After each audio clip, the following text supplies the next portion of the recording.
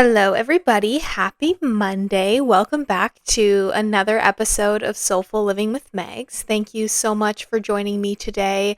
I can't wait to spend the next few moments of connection together. I feel like I have a lot to update you guys on, but the first thing I wanted to say, which I wasn't intending to talk about today, is I hate being sick. I am the biggest baby when I'm sick, and I will admit that. I feel like we joke in society about, men and how when they have a man cold, they're like huge babies, and women can still multitask and do so many different things. And I definitely still think I can do so many things when I'm sick, but I am truly such a baby. I hate getting sick. When it's like coming in, when there's that sore throat lingering. I am recording this on a Monday for you. It's actually May long weekend right now. I can't believe we're in May. That's just insane, or nearing the end of May.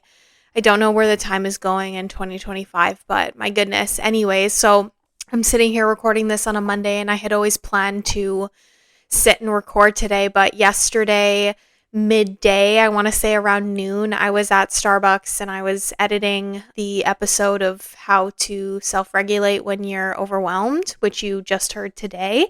And so you're hearing this a week later. And anyways, I'm sitting there and you just know that feeling you get when you're about to be sick. And I think I have really good practices in place, and I haven't been sick in a really long time. Like, my immune system used to be really bad a couple years ago, and now I think it's better. I take my vitamins constantly. I am drinking a ton of water, but I don't think I can get rid of this one, and my throat hurts so bad right now, and these are the times where I miss my mom. I miss my mom all the time, but I miss my mom the most when I'm sick, because when I was younger, she always made me soup and brought me everything to my room, and now I have to do it all myself, and I'm being a big baby. But after the gym this morning, because I really needed to get a workout in, which I don't even know how productive I was because I was feeling like garbage, but I went to Choices and I got this drink. It's called Cold K. It has lemon, ginger, honey, and filtered water, and it's very good, very tart and sour. And then I have my throat tea that I have, the brand Traditional Medicines. I think that's what it is. They have like really good cold and flu teas that I enjoy drinking when I'm sick, and then I have a ton of lemons I just bought, so I'm going to be drinking like warm honey lemon water all day today. And it's not the best way to have my day off, but it's rainy, so I guess that's kind of the vibes of I'll just lay on the couch after this and watch a movie or something. But gosh, I hate being sick. I want to avoid it, but hopefully it doesn't get worse than this. But I feel like I'm going to have a stuffy nose and a runny nose too, and it's just not the vibes. Anyways, I wanted to tell you guys that on Friday, so as you're hearing this, it'll be last Friday that I went to this before May long. Banksy is apparently one of the most famous artists in the contemporary art world in the world, I guess. And I mean, I think I'm living under a rock because I didn't really know who he was. I feel like sometimes I'm really naive when it comes to listening to the news and things like that, because it's really depressing in my eyes. So I tend to stay away from listening to a lot of media outlets, but I also know the importance of being up to date on current events. But anyways, I went down a rabbit hole after this art show about who Banksy is, and it's so cool of the things that I learned. But I went with one of my coworkers, and he has this pop-up exhibit in Gastown, Vancouver area, downtown, and it was such a cool experience. I've never been to an art gallery before, and I found it so eye-opening, thought-provoking. He is not afraid to share what's on his mind and his political beliefs, his religious beliefs, and I love that he's able to take so many real-life tragedies that happen and bring light to them in kind of a humorous way, and kind of like in a mocking way towards things that he wants to bring attention to. And so like he hates consumerism, and he showcased that a lot in the artwork that I looked at on Friday, and some of the, oh my gosh, like beautiful pieces. And I think it's so incredibly cool that he's able to live under this radar for so long. Like I'm shocked that nobody knows who he is. And I mean, I know people know who he is. And this documentary that I was watching on YouTube, he had a manager from, I don't know, 2000 something to 2008, and he obviously helped him like keep his identity a secret and everything like that. But oh my gosh, just like so crazy. And I felt so inspired in a way, but also I felt really bad at the same time too, in the fact that like sometimes we suck as humans. And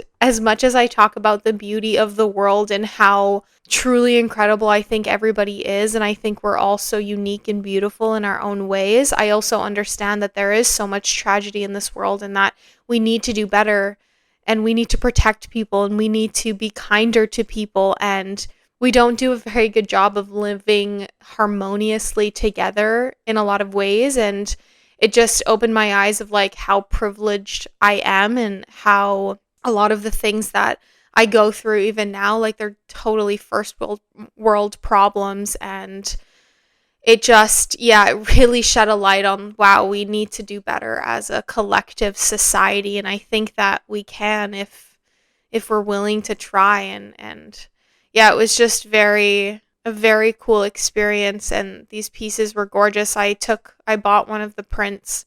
It's the famous one with the girl in the balloon that he spray painted, and I framed it, and I had the perfect spot for it in my room. And yeah, it's amazing. Anyways, and I wanted to share that we were in this infinity room, I think they called it. It was just a room full of mirrors, and they projected like a projection of a bunch of different art, and it had some music behind, and things that he's said. I believe there was like voiceovers in that one too. I could be wrong on that though, but there was one photo that came up in specific that I think he spray painted on a brick wall, and it said, "What we do in life echoes in eternity." And what a beautiful message that was, because I think it's a good reminder that how I think it's important to be mindful of how we want to move in this world, because we're all going to not be here eventually. Like we are all going to die, and what do we want to leave behind when we do that? Like I think in the sense of just being aware of how you want to move in this world, and how you want to be, and how you want to interact with the people in your life and everybody that you pass by. I think that's really important. And he also had a piece that was hung up that said "crisis as usual," and I just kind of giggled at it. And I'm going to read you the little tag beside the piece of what it's about. And he did this in 2019. And it says, "In Crisis as Usual, Banksy skillfully captures the frenzy and disorganized nature of our daily lives in a witty and humorous manner. The artwork conveys a fun message about the beauty that can be found amid chaos, and reminds us that we can overcome challenges that come our way. This message is relevant and applicable in many scenarios, such as a bustling workplace, a family home with a busy schedule, a challenging project, or the current state of the world. It is crisis as usual." And I did laugh at that, because I often think that when I'm overwhelmed and in moments of uncertainty, I'm like in a crisis. And it's just a good reminder that I think if we slow it down and really tune inward, we can find the answers that we need within, and we'll always overcome everything. But it was a really, really cool experience to be a part of. And I'm really happy that my coworker and I went. And I, super random too, the week before I went to the island to visit my family, and my cousin had her dance recital, so I went to go support her. And then I took the Monday off, so I had an extra day to meal prep and stuff. And oh my goodness, it was beautiful outside that day. It's too bad it's not nice out today, but I ended up going for a really long walk that day. I spent so much time with myself recharging, and I took myself to a happy hour at Cactus, because I realized I didn't eat in a long time prior to that. And I had my favorite thing on the menu there. I'm obsessed with the Med Bowl, you guys. And it's just so colorful. I love everything in it. Oh, highly recommend. And then later that day, I think it was. Oh, no. It was later that week. That cat that I was telling you guys about in the romanticized episode. Oh, she or he, whoever, whatever it is, almost came in our apartment the other day. And oh, I need to get treats for this cat. It's so freaking cute. But that made me really happy. And yeah, I feel like I'm in good spirits aside from the fact that I'm getting sick. But I'm looking forward to diving into this topic today with you and sorting through all of these thoughts that I have and everything that I have written down that I'm going to share with you. But I thought it was so important to bring this episode forward. It's something that I feel is really close to my heart, and I'm working really, really hard on a daily basis to set important boundaries in my life. And my best friend Nat recommended that I make this an episode. And funny enough, like I had already written down this topic that I wanted to discuss too. And so when she brought it up, I was like, yeah, why not? Let's just dive into it. And I'm going to be referring to a book that I read. I want to say it was a couple years ago, and it's called The Book of Boundaries, Set the Limits That Will Set You Free. And it's by Melissa Urban, and she's the co-founder of Whole30, which I think is like a diet program or a fitness thing. To be honest, I don't really remember. My mom definitely knows. Oh, it's a wellness program, as I'm looking at this, how to establish healthy habits. Anyways, and funny enough, Nat actually gave me the Book of Boundaries a few years ago for Christmas, and I think that was a sign that I need to start putting boundaries in place in my life, because I think that there's a fine line, and sometimes it's really hard to establish a boundary, and people can cross them all the time. But yeah, I'm working really, really hard to set these boundaries because I know that they're so important in our lives. But I firstly wanted to say that, of course, throughout this, please take whatever resonates with you, leave the rest out. As always, I always want every single episode where we connect together, I really want you to take what reigns true in you and your soul. And if none of it resonates, I hope that the next episode can. And I hope, though, that you can take at least one thing from this. And like I said, I'm going to be referring to this novel for the basis of what I'm talking about. And I will tag, of course, the link to the novel that you can purchase online in the show notes. But it's such an important topic, and I don't know that we hear it enough in our daily lives, especially at work or in relationships with other people. But boundaries are our protectors, and they help differentiate between what we accept versus what we don't accept. And they're important pillars in our emotional and physical well-being. So it's super crucial that we have boundaries set in place. And a really, really important thing about boundaries that I learned while reading this book that I actually didn't really think about prior to being introduced to what boundaries actually are is that they are meant to be clear and kind, and they're not meant to hurt other people.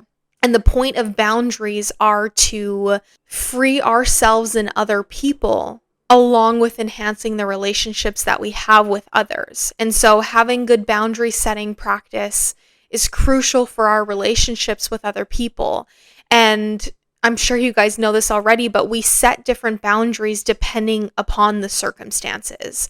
And whether or not we're aware of it, I do think that there are little boundaries that we set constantly, or at least signs that, which we'll talk about later, signs that come up in our conversations with people, or cues that we have where, oh, like maybe it is time to set a boundary, or we say something and that is that boundary setting.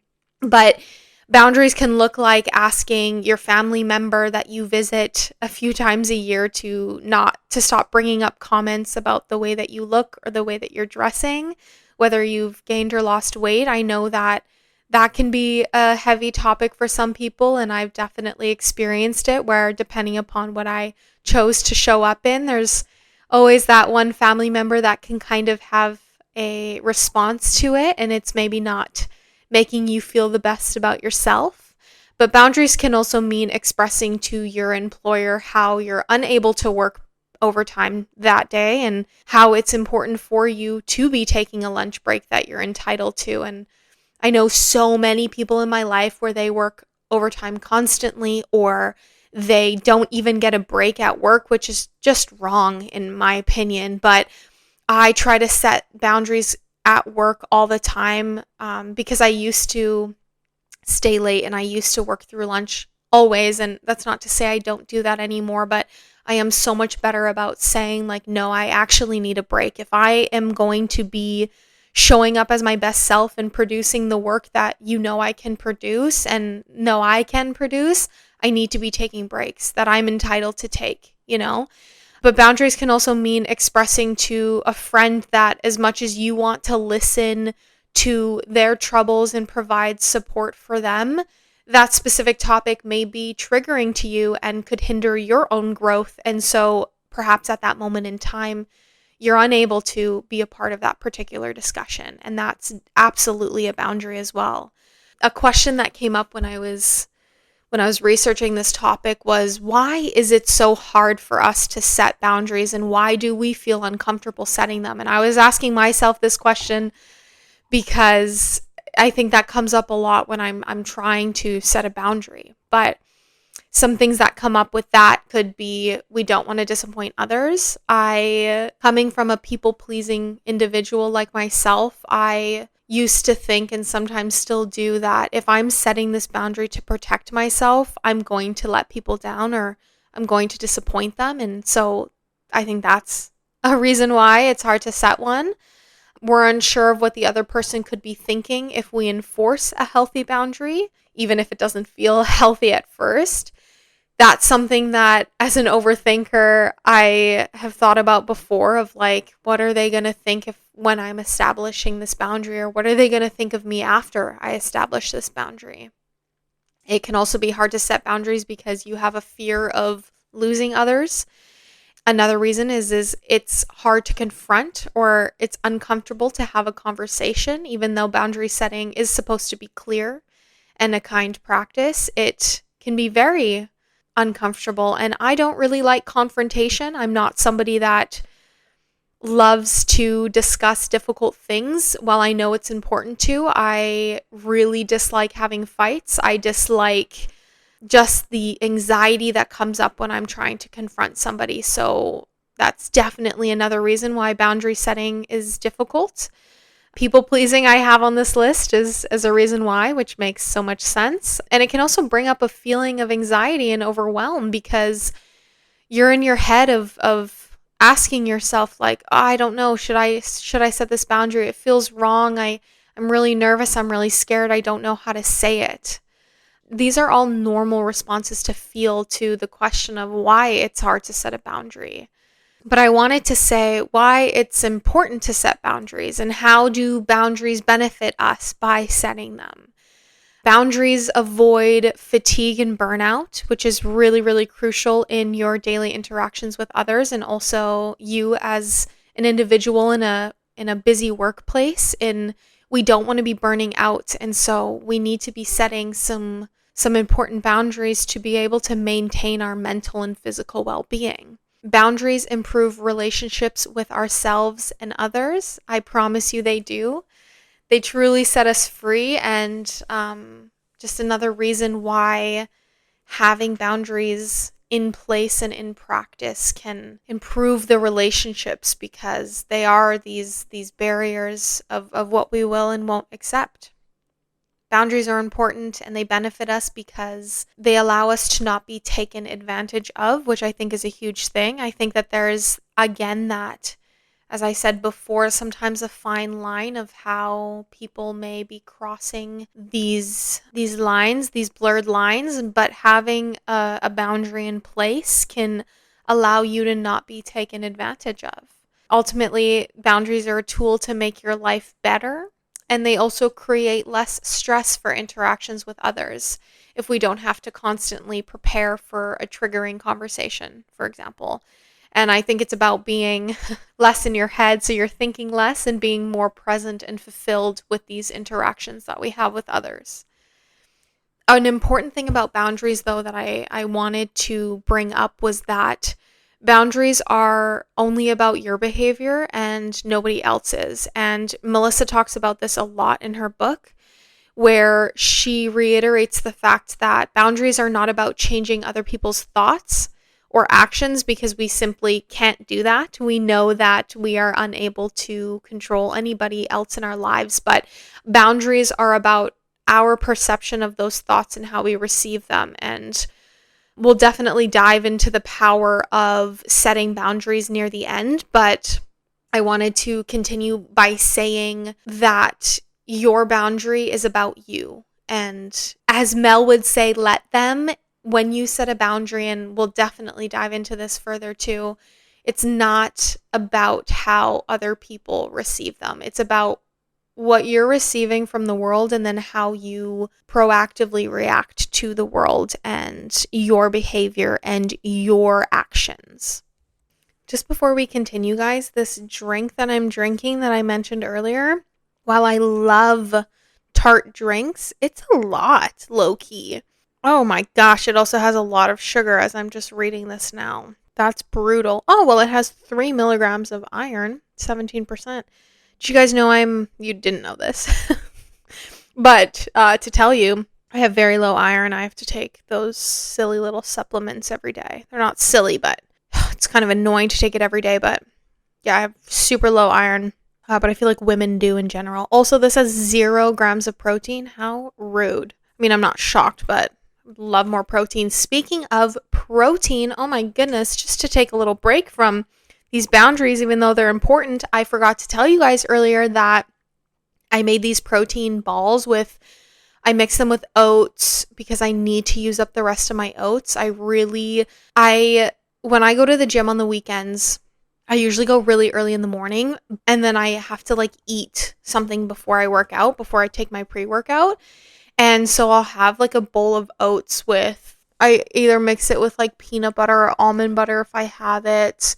It's like oatmeal or whatever. So I'll heat up the oats in the microwave, and then I add my hemp hearts for some extra protein. And then I'll add some blueberries because super important to get those antioxidants. But I have way too many oats, and I also know that it's not that great as your first meal, to have something sweet. And so I'm trying to get rid of my oats to avoid having a really sweet snack before the gym. So I mixed oats with almond butter. I mixed them with chia seeds, and then what else did I put in there? Honey, vanilla extract, and cinnamon. And then I did my chocolate protein powder. I have this vegan protein powder that's pretty good. And so I mixed those in a little ball, and I made an absolute mess of the kitchen, but they smelled amazing. And I had one yesterday, and they're super good. So I can't wait to have more. Anyways, I just wanted to let you know that my drink it's kind of a lot. Anyways, let's continue on with our boundary episode here. And you may be thinking as you're listening to this, yeah, Megan, I definitely want to set some boundaries, but how do I know if I need a boundary in place? Well, I have written down some signs, and I'm pretty sure they're from Melissa's book here, of signs where we might need a boundary.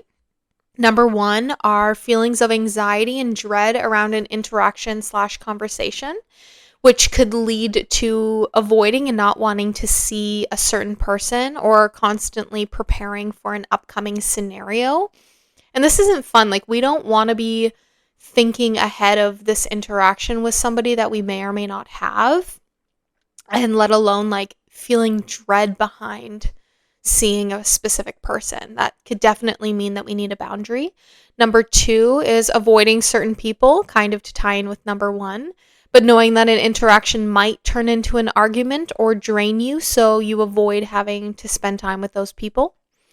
Number 3 is feeling a relationship is one-sided, and you are constantly the one initiating and making effort, whether you're feeling as though all the effort is coming from your end in a romantic or platonic relationship. You just know that it's not 50-50. And I think that this one is huge in our relationships with our people, because yes, sometimes depending upon your mental state, sometimes in a romantic relationship or friendship, one of us carries a little bit more of the load, but it should not be like that all the time.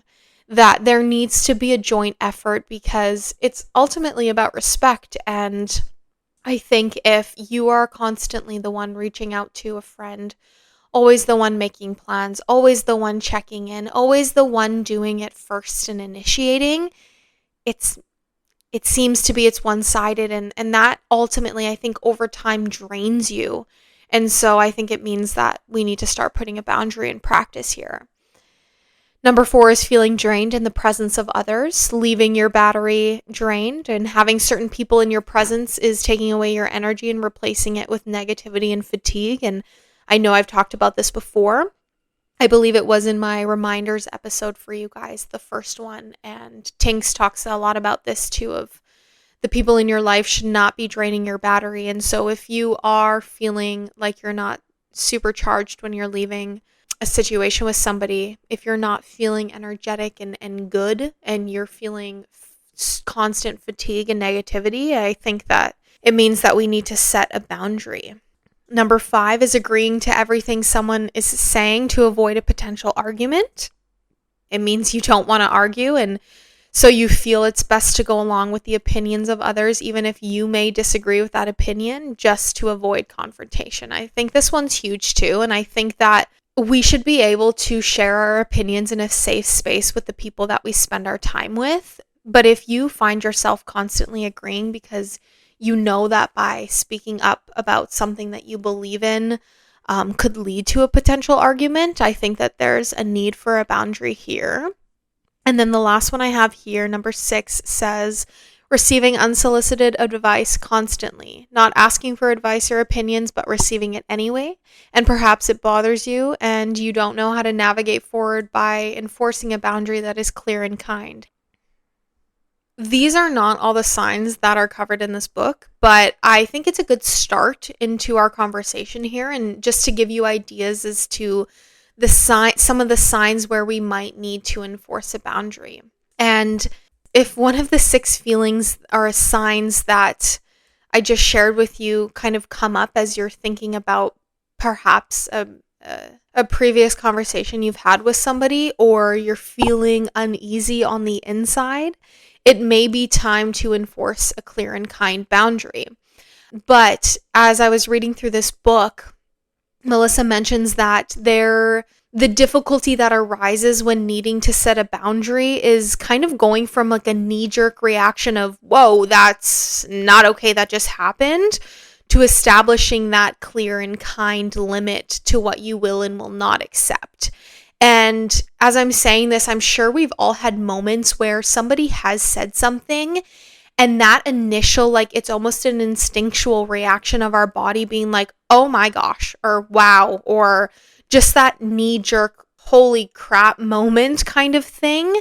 And then just knowing on your insides that uneasy initial reaction of, oh my goodness. And Melissa calls them boundary alerts. And those can be like a surprised or shocked look on your face, or by saying a physical like wow or ouch. And these alerts are important because they kind of give us some time to establish the thoughts that we wish to communicate with the other person. And so perhaps somebody said something about religion or politics that you're super uncomfortable with. An alert could initially come up of like, oh, and then there's a pause there, and you could maybe say, actually, I'd rather not discuss these types of topics with you. That oh or the wow can create a bit of a pause in order to establish the boundary. But as I'm saying this, I know that that's easier said than done, and sometimes in practice, and for me, 1000%, it can be challenging to come up with a response on the fly, especially if you're not used to setting a lot of boundaries, even if you have these alerts that are coming up. And I just wanted to reiterate that that's so okay. And it's okay not to know, because it does take practice and it is uncomfortable. But if you didn't know how to respond to somebody's comment about politics or religion that made you very uncomfortable, that you ultimately froze, I do think that there is always time to establish a clear boundary later on. And Melissa mentions this in her book of of this could look like circling back to the moment in the conversation, and that circle back could be in a few minutes from when that specific comment occurred, or even the next day. But I think it's important not to wait too long, as Melissa says, because it could result in having that person forget specific details about this conversation you've had. So kind of bringing it up in a timely manner, I do believe, is important. But to circle back, you can explain what happened from your perspective, and saying something like, hey, just like, can we go back to that comment you made about whatever it was that bothered you? And I've had some time to think about it, and I won't be discussing it further with you. And I think that helps you focus on what's happening now in the present moment. And if you're setting this boundary with someone of like, hey, like, just to reiterate what you said about this, it did bother me, so I don't want to talk about these things anymore with you if this is the type of conversation it's going to lead to. But if somebody responds with your boundary with something like, well, you could have said something earlier, or perhaps they get a bit defensive when you're bringing up this boundary, you just respond honestly and say that you weren't really sure how to respond in that moment. And now that you've had some time to step away and think about it, you can then set this new limit by saying, from now on, let's not talk about this, or whatever it may be for your certain circumstance, if that makes sense. But ultimately, setting boundaries takes a lot of practice, and you'll be able to establish them in the moment quicker the more you practice. Though needing a pause to the conversation just to say, okay, hold on, let's go back to that comment for a second, is okay. And it's allowing you to find your voice. So even if you do have to stop your conversation partner and say, like, can we just take a second? I just need to sort through my thoughts about what you just said. I think that's totally okay. And you're being clear and kind, and you're being honest that, like, you need to discuss this specific thing that is making you want to set this boundary.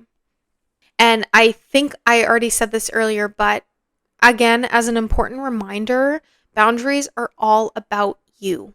They are not about controlling another person. So you can't tell somebody what they can and cannot do, such as, like, you can't smoke your vape in here if you don't like when people vape in your house, or if that specific type of substance triggers you. Like, you can't say you can't do that, but you are allowed to say, I don't allow smoking vapes or smoking of any kind in my home.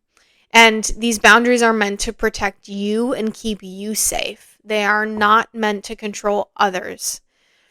I also think boundaries are really, really important because we can't read each other's minds. Like, nobody can read your mind, even though, of course, we wish in some of those moments where we really want to be passive aggressive with, like, a partner or somebody, whatever, you're like, oh, why don't they just, like, think about the fact that they know I don't like when they leave the toilet seat up, and then they do. Like, why can't they just know that that's what I'm thinking in the moment and go do something about it? Like, we can't read each other's minds. And so it's your job to establish a boundary if you need to keep yourself healthy and safe.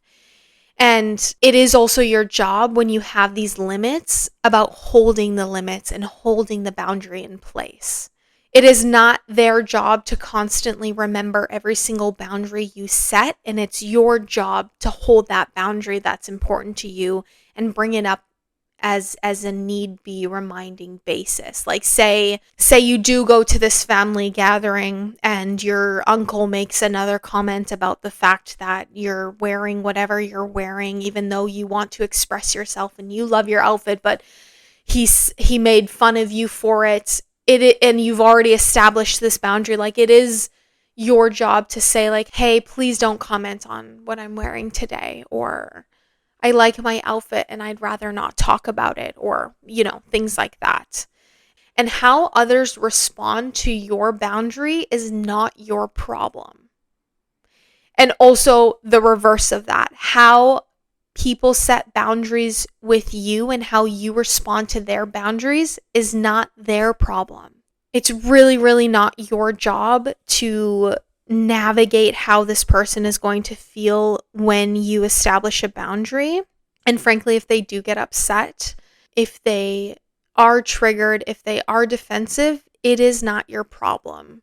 That is a them thing. Your job is to establish the boundary that's clear and kind to keep you safe. And how they respond to that is not your problem. I also am realizing I'm looking at my program here that I record on. This might be our longest episode yet. I also yapped for the longest time in the beginning, so that's probably why, but I hope you guys don't mind a little bit of a longer episode. I enjoy talking to you, and I can go off on a tangent about other things, so Miss Yapper over here. But boundaries, while they are crucial and they're meant to be this positive thing, it is so normal to feel guilt after setting a boundary, especially when you aren't used to setting them. And even now, sometimes when I set a boundary, there are parts of me that feel extremely guilty.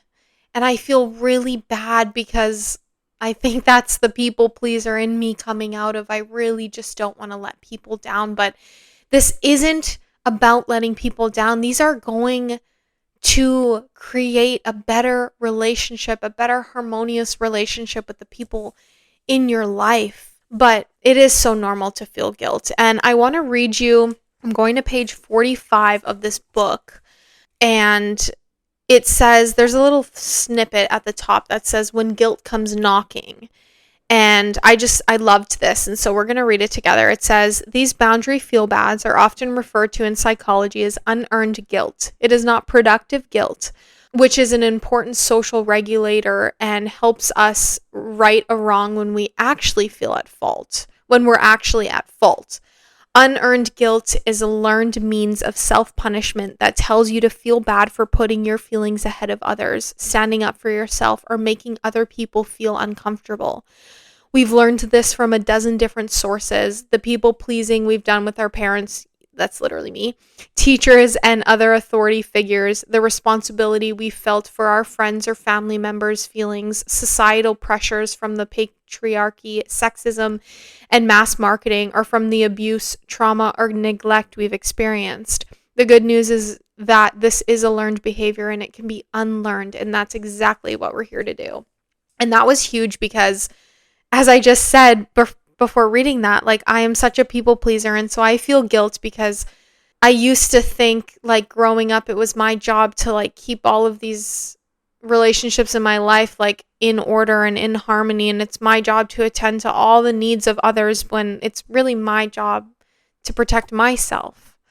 And while this guilt may pop up, it's important to tell those parts within you that, like, I see you want to help and I understand you're trying to protect me, but this is learned behavior that, like, you do not need to feel guilty for. Like, you have nothing to feel guilty for by setting a boundary. And it's important, you can tell these parts literally, it's important for me to set this limit and this boundary to keep me safe and healthy. And with this guilt, like, I think anxiety can kind of pop up as well if we try to anticipate this, like, reaction this other person will have when we establish a boundary. And again, it's so normal to feel, but it may be helpful to tell those anxious parts that, like, everything will be okay. And you are doing nothing wrong by establishing and setting a boundary. They're clear and they're kind. And I think a good thing that we can maybe think about is, like, what would we tell a loved one or your best friend if they were coming to you and saying, like, I need to set this boundary with this person, but I feel really, really guilty about it. Like, I guarantee you would tell them, like, you have nothing to feel guilty about. You didn't do anything wrong. You're not. This is behavior learned because we think that we're meant to control everything around us and we can't. And you need to protect you and put yourself first. So I just wanted to remind you that it's so normal to feel these things, but we have no reason to feel guilty because we didn't do anything wrong by establishing something that is ultimately going to enhance our relationships with others. Guys, I just had to take a little break because I feel like I'm actually getting worse by the minute. And yeah, I'm being a little dramatic here, but I'm freezing cold right now, and I'm wearing, like, the warmest PJs that I own. Like, literally, they're those, if you have a house coat, those, like, really soft plush house coats. Yeah, those are the pants that I'm wearing. And I'm wearing like a really soft sweater, and I'm freezing. And I have literally my warm tea in front of me, and yeah, I guess I have my cold drink, but still, I'm going downhill. This is not good. And like talking a lot, obviously is not making my throat feel great. So when you guys hear this in a week, let's hope by next Monday I'm feeling 100%. This is not the vibes.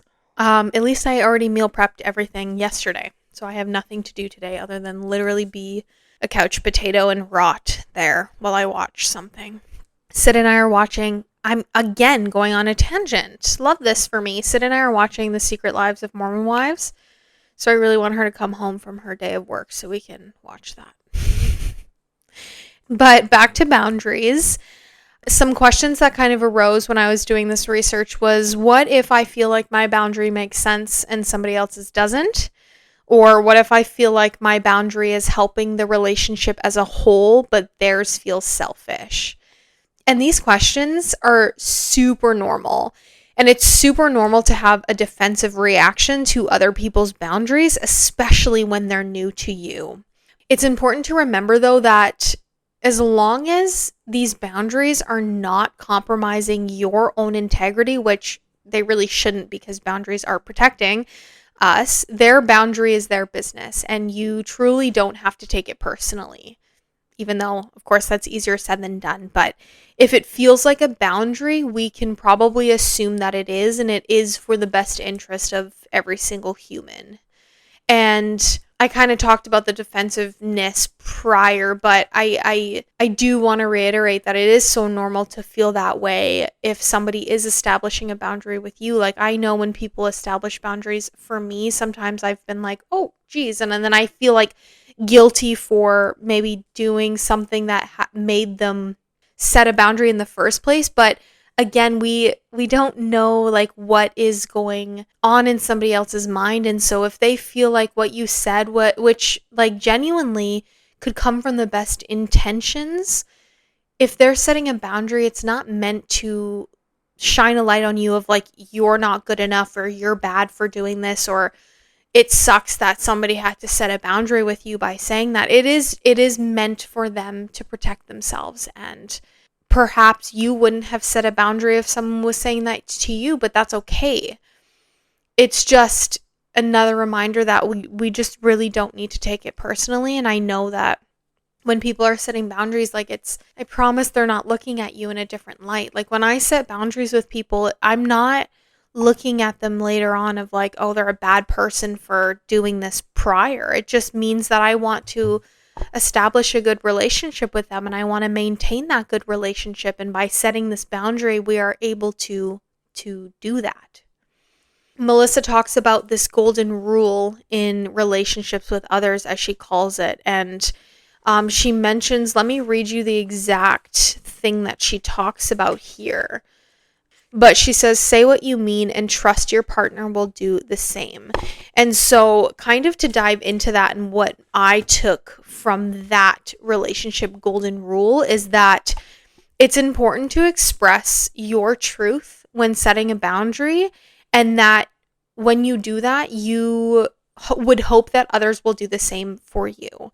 And so that could mean like, if you're dating somebody and they want to go out to the bar with friends, but you don't really want to go out, if they are asking like, hey, would it be okay if I went out tonight? And you're saying like, yeah, sure, like go have fun, whatever. And then they come back home and they're like happy to see you. And you're then like passive aggressive and being like, I had to clean the house tonight, or I can't believe you left when I didn't go, and whatever it is, like that is not being clear or kind. And if you're not sharing how you truly feel, it's not going to result in having this like healthy boundary practice in place. So it's important that if you feel something, that you tell the person that you're having this conversation with how you feel, and that's respecting them. And then also on the flip side, that they will respect you by sharing with you how they feel as well. I hope that made sense, but boundaries are so important, and they ultimately will set us free. And these limits that we can implement in our lives when we feel we need to will create harmonious relationships with everybody in our lives. And it will create space and peace in our own lives to allow us to stay happy, healthy, and safe. And so I highly recommend you check out this book. It actually has, we didn't really dive into this, but she has a lot of practical scenario tips. Like, she has scenarios for neighbors. She has scenarios for if you're a parent and having to set a boundary with your in-laws or a grandparents, like really real life practical situations that may come up even in the workplace. She has all of these, like, kind of how to address these conversations. And she has, I think, like different, I remember reading like red light, green light, yellow light boundaries almost of what you will tolerate. I think kind of stays in your green, but if something comes up that's like alarming, it can mean yellow or red, or we definitely need to set this boundary in place. But it was a really, really good read. So thank you so much, Nat, for recommending this or getting this for me to read. I do feel like I am better at setting boundaries now. I feel like I understand them more. I feel like I am able to understand quicker that when somebody sets a boundary with me, it doesn't really reflect anything of who I am as a human being. It truly is meant to enhance these relationships that I'm in, and I have to respect that. These are coming from a clear and kind place, and when I set boundaries, I have no need to feel guilt for them because I'm not doing anything wrong by attending to the needs of what I need, in that moment. So boundaries take time. I promise you it's going to get easier to set boundaries once you kind of get used to setting them in the first place. And just remember that you really aren't alone in these feelings of like, oh, I'm really scared to set a boundary, because it's so normal to feel that way. But ultimately, these do enhance our relationships, and they protect us to avoid all of that burnout, all of that anxiety, all of that overwhelm. And, they truly make our lives better and allow us to live in these relationships that really, really fill our cup. So I hope that you were able to take something from today's episode. I hope that you feel more empowered to set boundaries in your life and kind of understand this topic a bit more. And I really, really appreciate you, every single one of you, for spending this time with me. As always, it means so much to my heart that we get to do this and that you listen to me yap even when I go on these little tangents of random things that I want to tell you. But I get so excited to share things with you because I feel like you just make my Mondays so much brighter, and I'm going to hopefully fight off this cold as much as I can and hope that it doesn't get worse, and hopefully I'm not a big baby about it later, but I probably will be, and at least I have some soup in the cupboard that I'll make, and I'm going to wrap myself in blankets now and just relax on the couch, and hopefully it gets better. Not fun being sick, you guys, but I hope that your week is filled with endless opportunities of joy and love and light, and please know that I'm sending all of that energy to you, and I really, truly hope that you feel it. And we will chat in our very next episode. Okay, bye!